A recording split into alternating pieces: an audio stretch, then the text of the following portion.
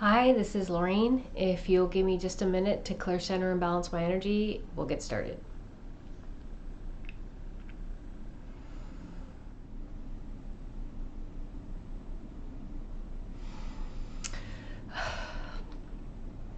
Well, um,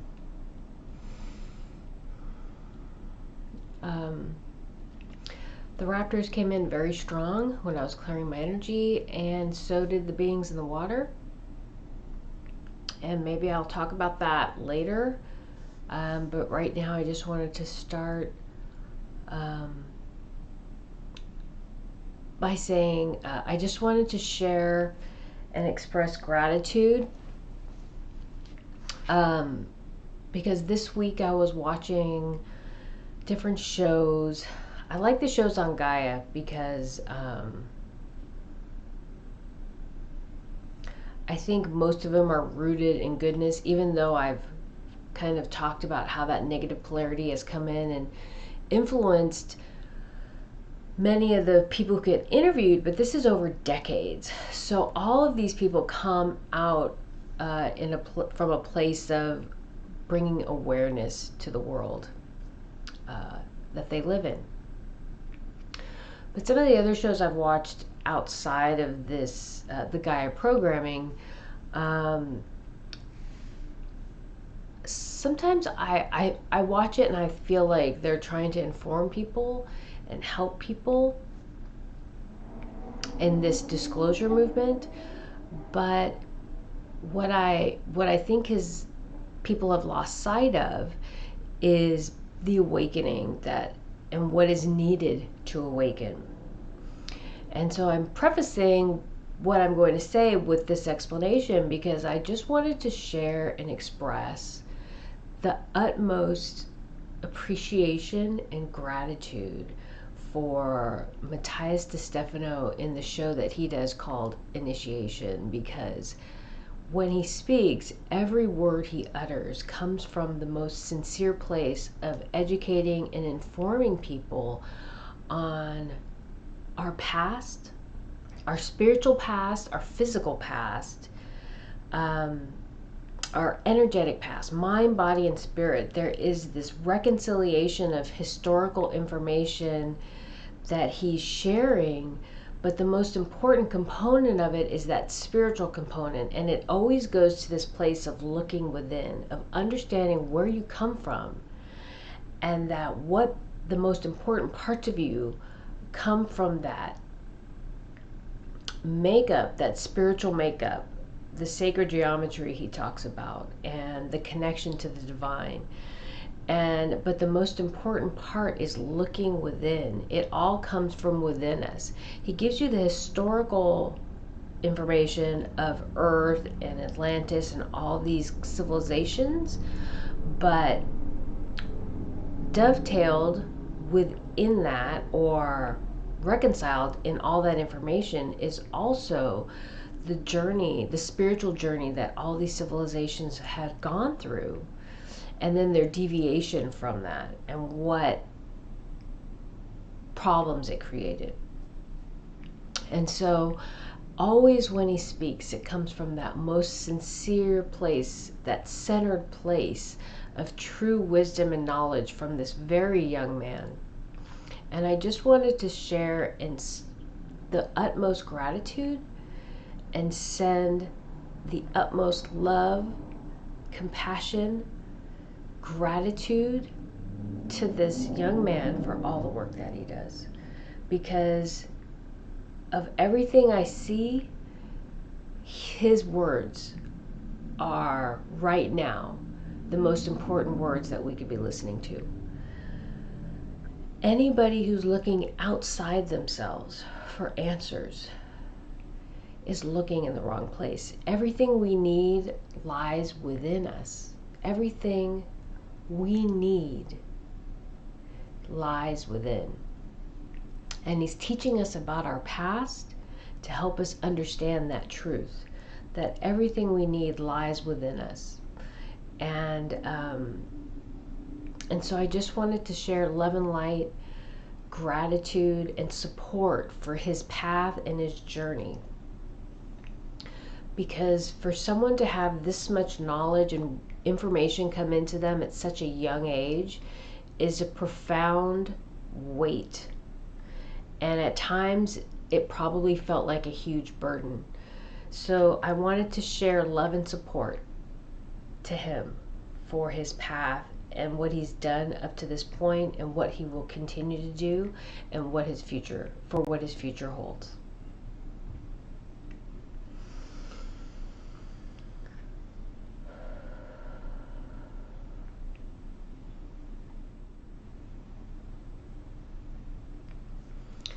Okay, and from that place, I wanted to talk about a couple weeks ago, I was watching an interview of Michio Kaku, and he was talking about the theory of everything.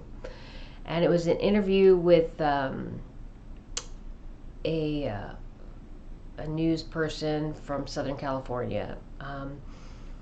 And they were talking about this idea of the theory of everything. Which has been, I guess, hypothesized since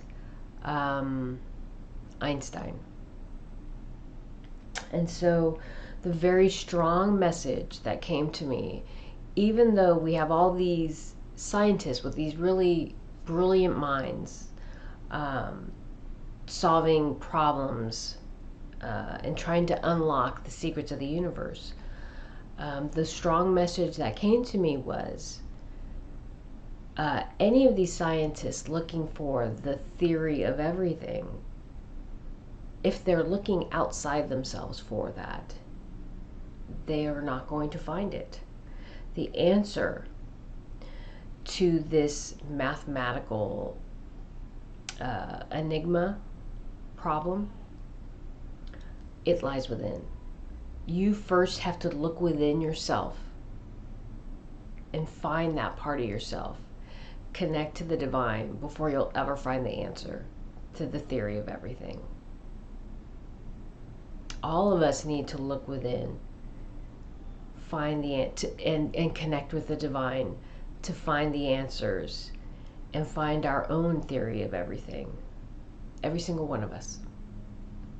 Because the divine has that answer, and it will not release that answer until we are ready.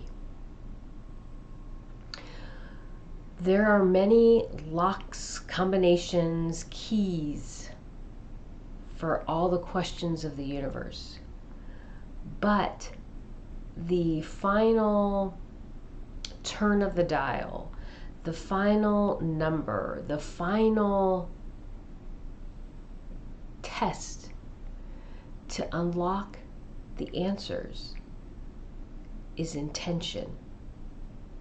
If your intention is not of the highest, you will not find the answer, because the divine must release the answer. And you cannot lie, cheat, steal, or manipulate the divine. It is omniscient. It knows everything. So when you come from the most sincere place, with the intention of doing no harm for the greater good, and that intention is clear, and you are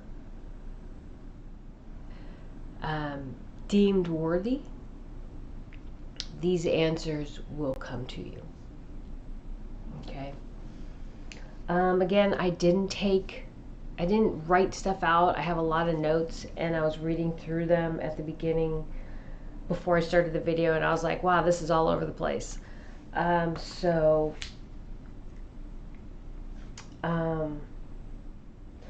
think the next logical place to go is also when I was sitting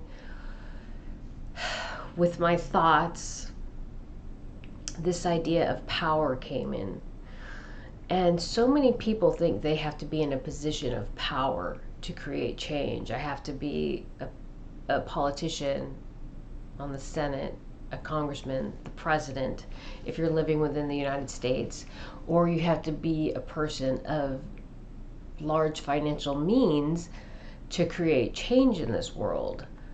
I have to be on top, and then I can tell everybody what to do and how to do it, right? That's kind of this paradigm that we live in. And it started to come to me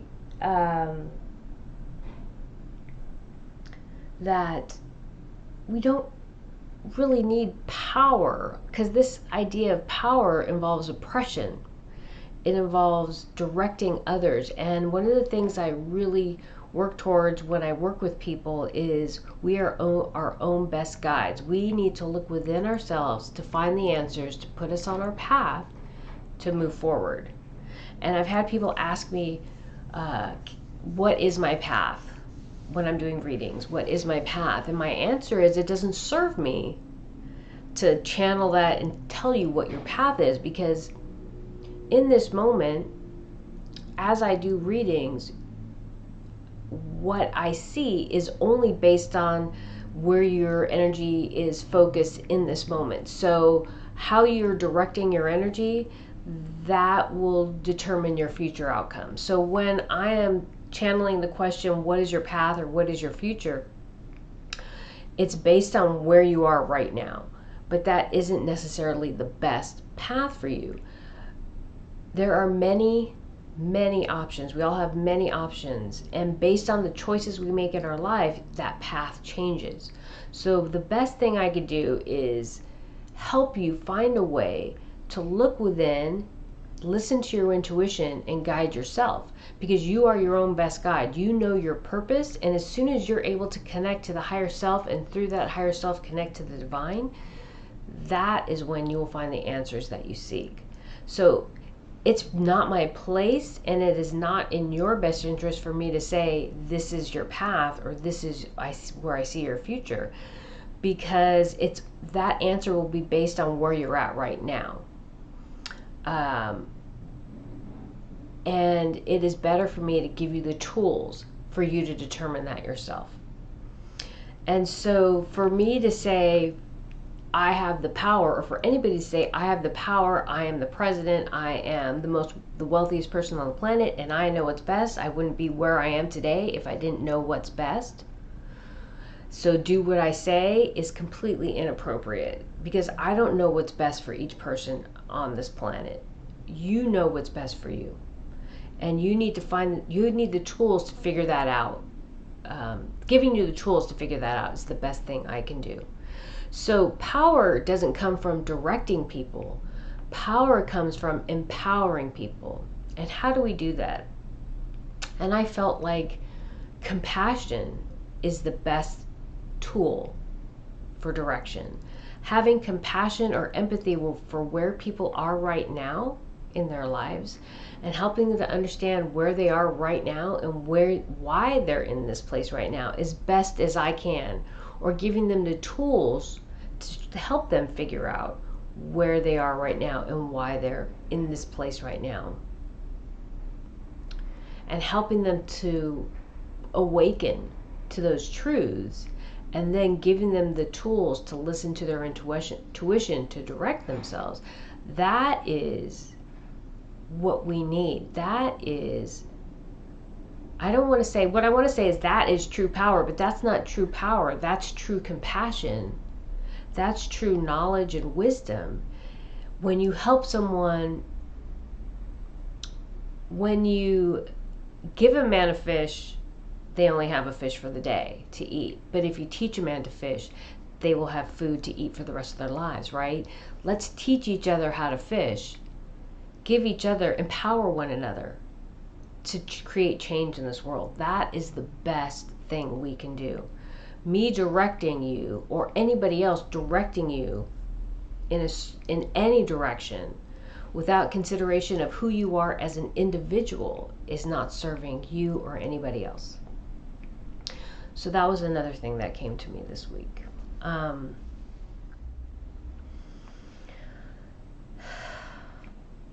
Another thing, and this, I'm just going to say it out of the blue because it seems appropriate. People linked by destiny will always find each other. And I had a friend that said to me, we'll see each other again, in the future. I haven't seen him in many, many years, but everything goes full circle. And we're ending a cycle and we're starting another cycle. So that, I think, is, I'll call that a parallel. The cycles of the universe, the cycles of life, the cycles of interaction, people who are meant to meet each other, whether it be in this lifetime or over lifetimes. If they're destined to be together, they will once again be together. Okay? We all have a purpose and we're all linked. And eventually those links come together. Okay? They may stretch, they may come apart for a while, but they're always attracted back to one another, like the law of attraction. I'm not sure where to start with this. This is kind of complex. So in past videos, I've talked about how this negative polarity would come in, and I would get like these energetic or psychic attacks. And I would wake up in the middle of the night and I felt the force on my esophagus. I wouldn't say that they were hands, but I felt a force pressing on my esophagus and I couldn't get air. So I woke up in the middle of the night and I would, I wasn't quite gasping, but I had no air. So I was at the point where I would have to take a deep breath to fill my lungs up with air to or otherwise I was gonna be dead. Okay, I had no air. And so I woke up and I was like, and it took me about 30 seconds to get my air back. Okay. So what I was during this video, I was discussing how this negative polarity would come in with these energetic and psychic attacks. Then I had talked again about how I'd had a bad day at work and how since this negative polarity couldn't come in at night while I was sleeping and succeed in these psychic attacks because I had so much energetic protection because I worked so hard over the years to clear, center, and balance my energy and create a protective field around me. I learned much better how to protect my energy field. And so it was coming through in these people with embracing fear or anger or bitterness, and they would come in and they would attack me personally as a person. And so I'd had a bad day at work, and I had talked about that in a past video. So I had talked about how this negative polarity went through from a physical interaction more towards moving through people. And now I've kind of cleared out my space of toxic people, let's put it that way. And so this weekend, last night actually, I woke up this morning and I started getting this message coming in that said, you're supposed to stay here. You're not supposed to go. And one of the things I brought up in a past video was that I felt like I wasn't supposed to be in Seattle anymore, and I was waiting for the synchronicities to take me to where I'm meant to be. And so this morning I got the message, you're not supposed to leave here, you're supposed to stay. And I was like, wow, that is weird, because like since October, last October, and maybe even a little bit before that, I've been getting all these messages about moving to this other place, a place where I used to live. And just subtle messages, and then it got stronger and stronger and stronger. And I would say by February, the end of February, it's very clear.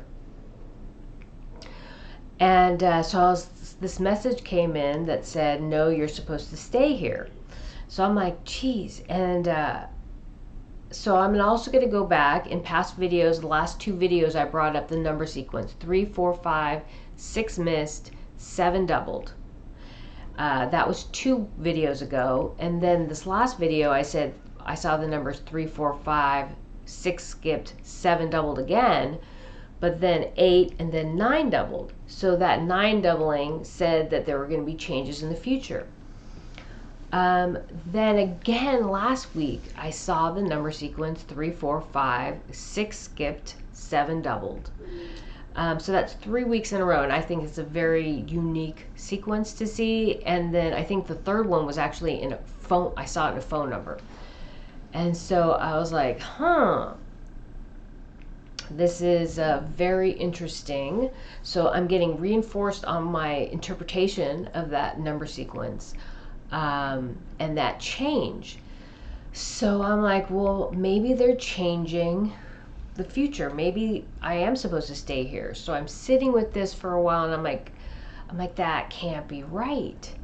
That can't be right. I'm like, maybe it is, and I'm like going back and forth. And so I'm sitting and trying to listen to my intuition. And then someone came in, they were commenting on some of my videos, and I had answered a question that was posed to me. So I went back to my old journals, and I was like, I'm going to see what the actual date is for, and see how close I got to estimating the time for the question, right? So I went back to one of my old journals, and I was reading it, and I found the date, and I was like, oh, I was a few months off, but that's okay. And so I kept reading. I'm looking through here, and I do this every now and then, but then I came to another date, and the vision, it says, the vision is there's a T like Texas lit up on the wall. And I was like, okay, there's my affirmation. So I was drawn back to my old journals based on that question that was posed to me by this person. But when I just listened, I'm like, I think I'm going to go through my journal a little bit more. And I saw that T for Texas. I was like, okay, that's the message. Because I used to live in Texas, and I've been getting very strong feelings that it's time to go back to Texas. And that message came in this morning that said, you're supposed to stay. And I said, that didn't feel right. That didn't feel right. Although the message, I got the goosebumps, okay, for that message. So that was a positive affirmation for me. Then I went back to my journal when I was checking on that, and I saw the T for Texas. I'm like, definitely supposed to go to Texas. So the message here was that now this negative polarity is trying to manipulate me through my intuition. And how do they do that? That is what I'm going to answer. That's the most important point, because I was like, wow, how did that negative polarity do the goosebumps? Because normally with that, any negative energy comes around me, I can feel it. And so they're coming in stealth mode. So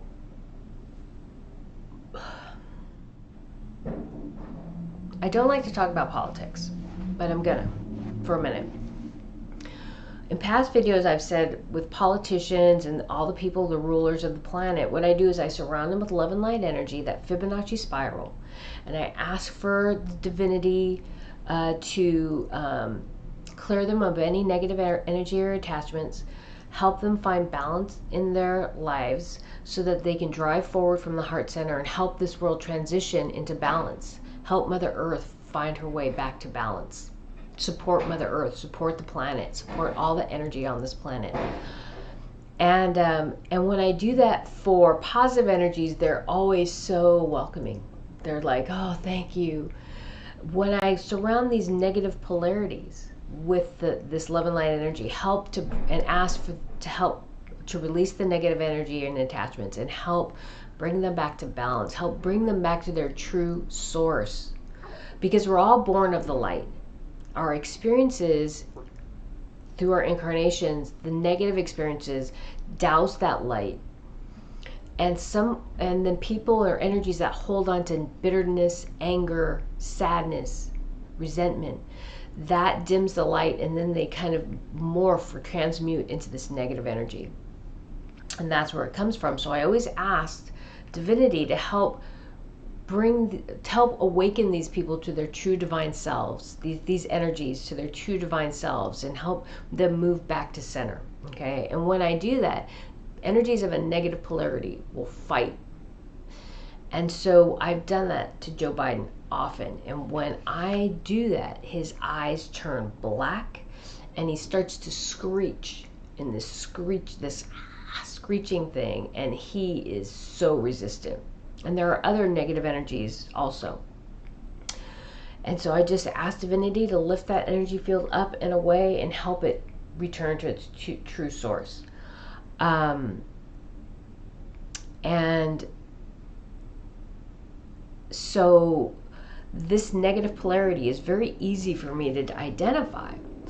Now, how it came in and gave me the goosebumps and all that is what this negative polarity has done is it finds energies that are not deeply steeped into this negative polarity, like many of the politicians that are out there, many of these corporate heads, CEOs, chairman of the boards, these people that are deeply steeped in this negative polarity, they cannot mask their darkness. But if you find someone like any of the people, there are a lot of people riddled with fear today. Fear is a negative energy. If you have true faith in divinity, God, the creator of all things, then you don't feel fear. You understand it's a construct of this world, okay? Fear is a construct of this universe. And once you realize that, it becomes controllable. It becomes doused. The light douses that negative energy. So what this negative polarity has done is found these people that are just slightly steeped in fear, anger, bitterness, sadness, and enough to mask it with the good, the balance, the positive energy that they still carry. Because some of these negative energies are so into the darkness that they can't mask it. But there are people that are just slightly moved in to this negative polarity that can be manipulated into being an agent for this dark energy, but also carry the light energy within. And they can remote view. So a lot of these psychic attacks are done through remote viewing, because you can not only view the person that you are, or place that you're trying to see remotely. They can also use that energy to project a psychic attack. And so the force on my neck, that was done through remote viewing. And so the chills that I received that said, no, you're supposed to stay where you are, that would be from someone who is still carries goodness within them, but is being used as an agent of this dark energy. And they may not even know what they're doing or why they're doing it, but they are able to kind of sneak in under the radar and influence the energy field around me.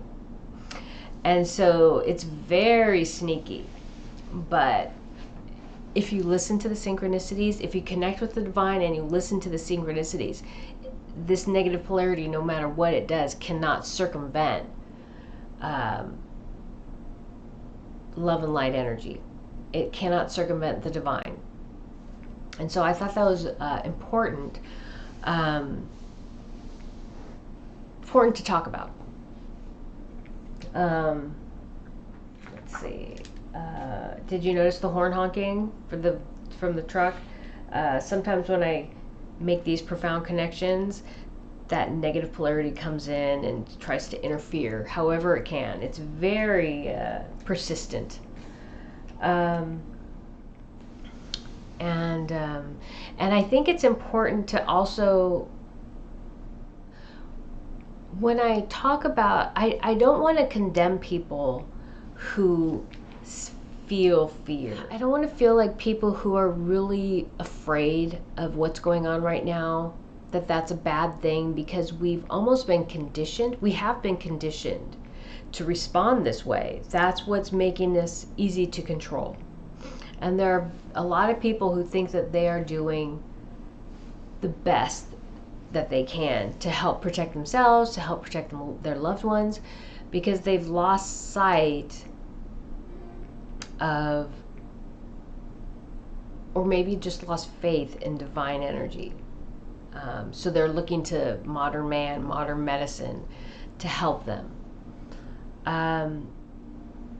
But what I want to talk about is a little bit about the conditioning that's been done to people who are committed to following in this paradigm of the virus and the vaccines and so on in an attempt to help themselves or save themselves.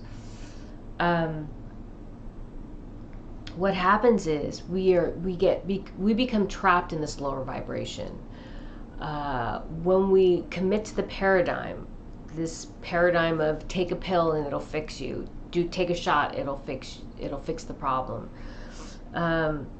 When we commit to this ideology, we become a slave to it. Okay. And I know medicine, the intention of medicine was to help, heal, protect. Mother Earth gives us everything we need.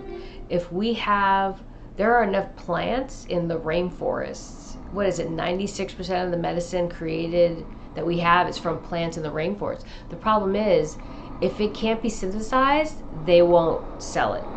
If you have to actually have the plant, pharmaceutical companies, they can't make money off it, so it goes in the garbage. The medicine goes in the garbage. And so we've committed to this paradigm of pharmaceuticals, okay? And so people are following that path of pharmaceuticals.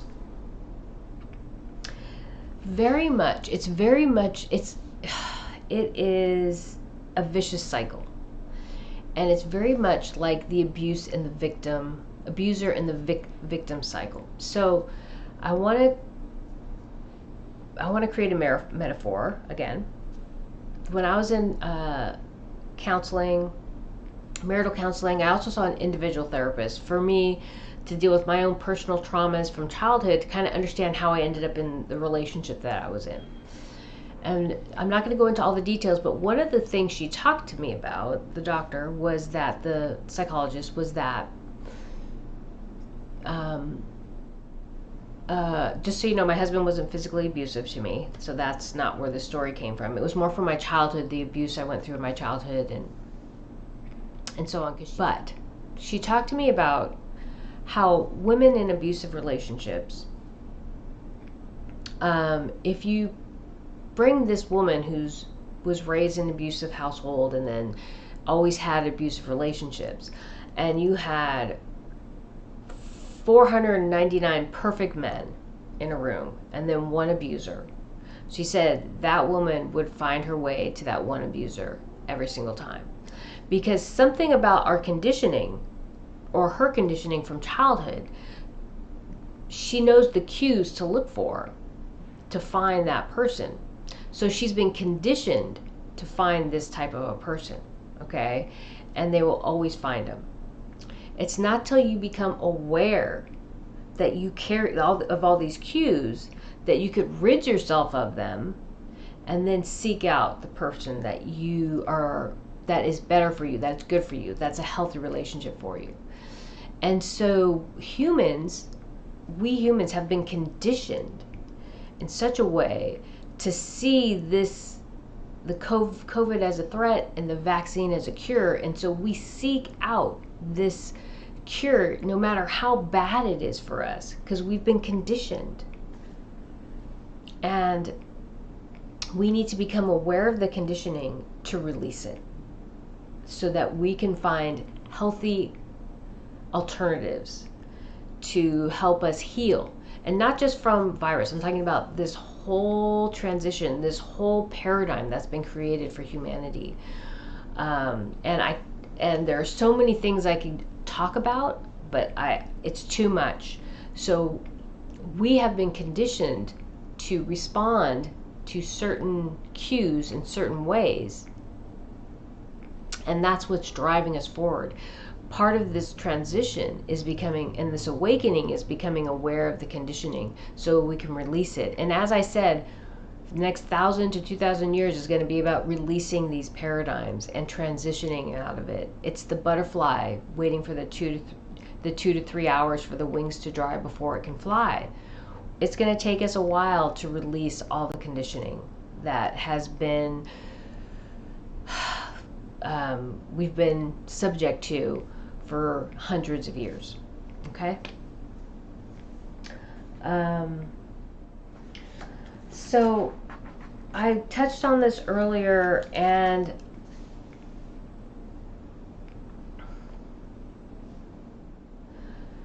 I touched on this earlier, and just like time is a construct of this world, how we see time is a construct of this world, past, present, future.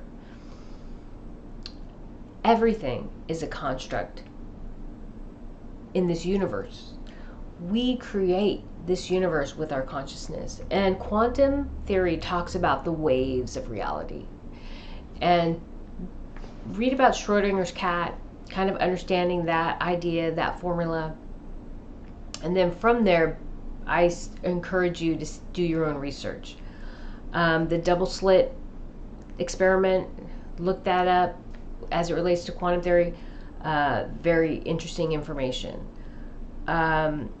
So I'm bringing this up because some of the shows I watched this past week that have people looking outside themselves, everybody's very intrigued with beings of love and light, beings that are not born on this earth, beings that are not like us, being over there in that constellation or over there and being far away, and how do we get there and how do they come here? And we're seeing distances because they're in that constellation and we're in this constellation, and travel.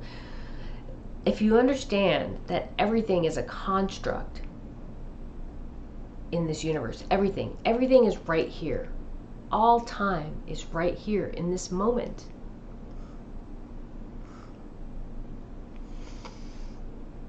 Everything in the universe is right here. It's not over there in Orion. It's not over there in Aldebaran. It's not over there in Delphinus or in Cepheus. It's all right here. It's all constructed from our consciousness. You can look at it as all of us are dreaming the same dream, so we all have lived from the same paradigm or similar paradigms, because we're all linked from that same source. We're all linked from that same source. So when I'm watching these shows and they're like, they talk about telepathic communication and they talk about radio communications, and they're talking about it takes this much time from this go to point A to point B, and I don't know. I just go to every particle of energy carries the Akashic records, if you want me to use the language that they use on this world.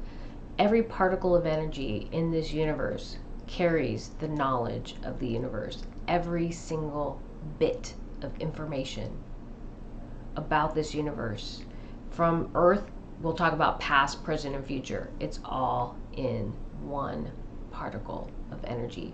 It's in every particle of energy.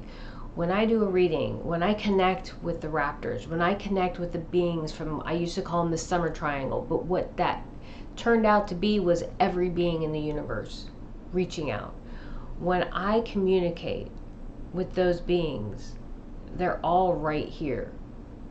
There's no time for me to communicate with them because they're all right here. They're all right here inside me, in every particle of energy. Can you get your head around that? Can you understand that? I think these truths are going to be very difficult for many people to understand. I think people who are watching this video, the handful of people that watch my videos, are open to this idea. Most of the world has no idea. Everything is right here.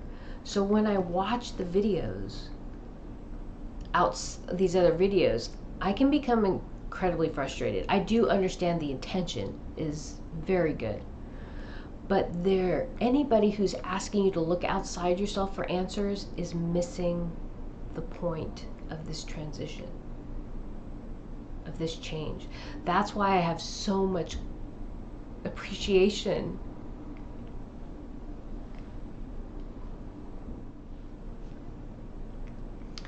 That's why I have so much appreciation and gratitude for the messages that Matthias de Stefano shares, because he's always he's giving you knowledge and wisdom and information, and he's always encouraging you to look within.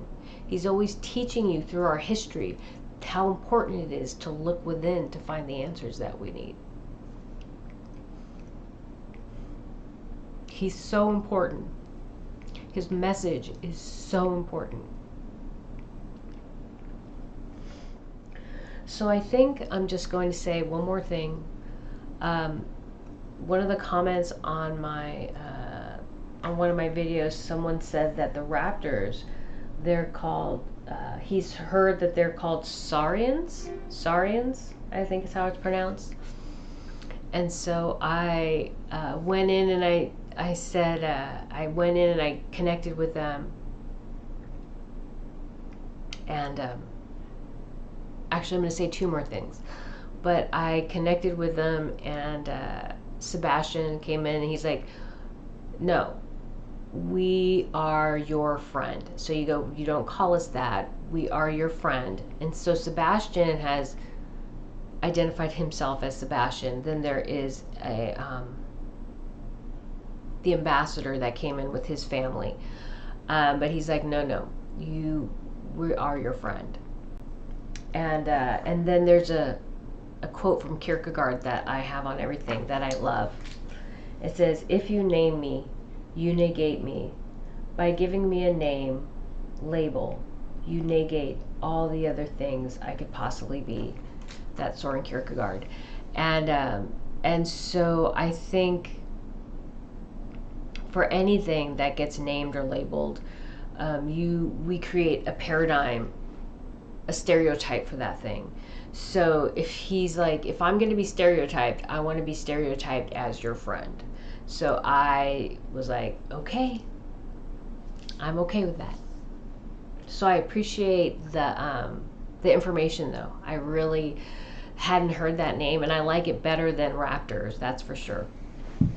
The other thing is, at the beginning, when I was clearing, centering, and balancing my energy, I had a raptor come in who was not Sebastian or the ambassador. And he identified himself as a shaman. And he came in with healing energy, with protective energy. And he told me, I'm always with you. I meant to write it down, but I didn't want to stop in the middle, and I didn't want to pause the video or anything. But he said, I'm with you. Let me see if I can get him to come back. We are with you in this transition. You are important. We are committed as you are. We stand beside you.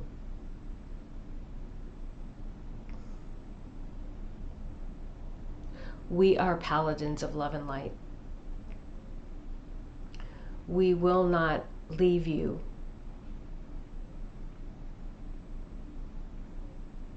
And as he was speaking to me, then the beings in the water came in. And so they normally don't talk a lot, but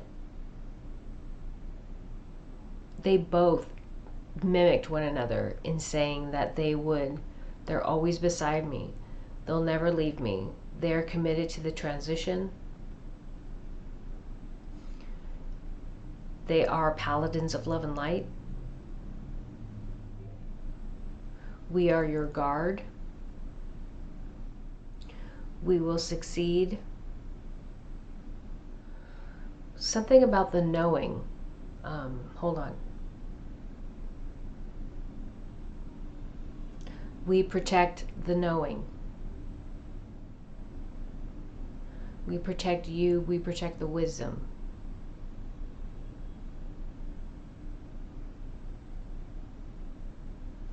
Oh, they're saying don't say anything more.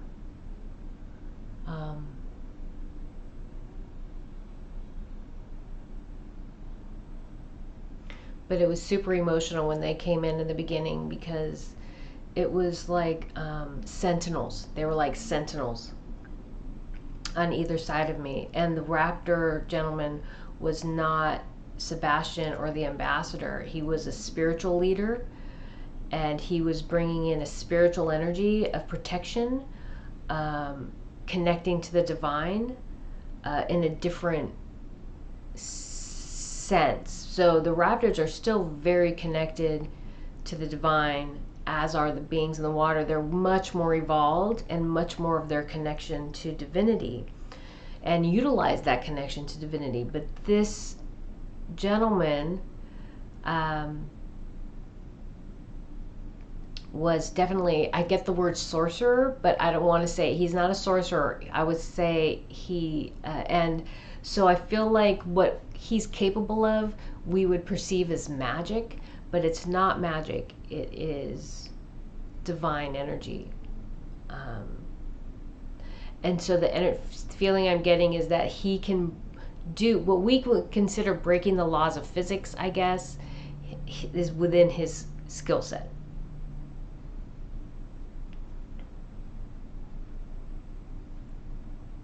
But he is a spiritual energy, so he's not when they were having to clear the tunnels in the past. I was talking about the raptors came in and gave the warning.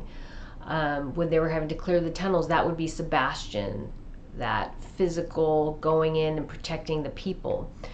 This gentleman is of a spiritual nature, so he is coming in energetically to kind of deflect the negative polarity and then protect the energy field. And so the being in the water said that the raptors are kind of, to them, are kind of, they're kind of yin and yang. They're kind of opposite, but unified together are very powerful. So they work together, even though their lives don't cross very often. They are a unifying force on this planet, and they do work well together. It's just they honor each other's space and boundaries. So they have a very good working relationship.